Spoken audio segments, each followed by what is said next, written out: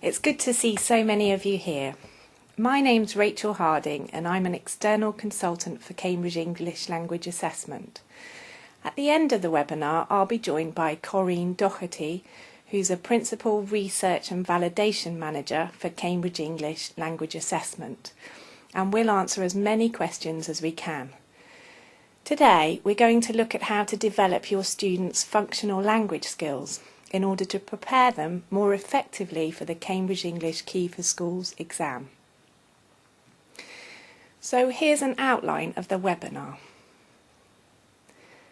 First, I'll give you a brief overview of the Cambridge English Key for Schools exam, and we'll look at what learners are expected to be able to do in the exam in terms of the can-do statements at A2 level.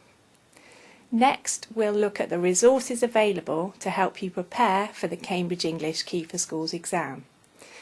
Many of these resources come from the Cambridge English Key for Schools Handbook for teachers or are freely available on our website. They include a topics list, a vocabulary list and an inventory of functions, notions and communicative tasks that relate to the topic and vocabulary lists of the exam. Then we'll look at several ideas for classroom activities and we'll consider how you can use the available resources to create your own classroom materials by yourself or with your learners. And finally, there will be time to answer some of your questions, so please use the chat box to write questions as you think of them during the webinar. We'll try to answer as many as possible in the time we have available. The Cambridge English Key for Schools exam is based on a communicative approach to language ability and thus tests all 4 skills: reading, writing, listening and speaking. The reading and writing skills are combined in one paper and there are separate tests for listening and speaking. As you can see, each test is divided into a number of tasks or parts, and each of these tasks focuses on the skills and language requirements at this level, which is A2 on the Common European Framework of Reference for Languages, or CEFR. Here you can see where Cambridge English Key for Schools sits in the spectrum of Cambridge English exams according to level on the CEFR.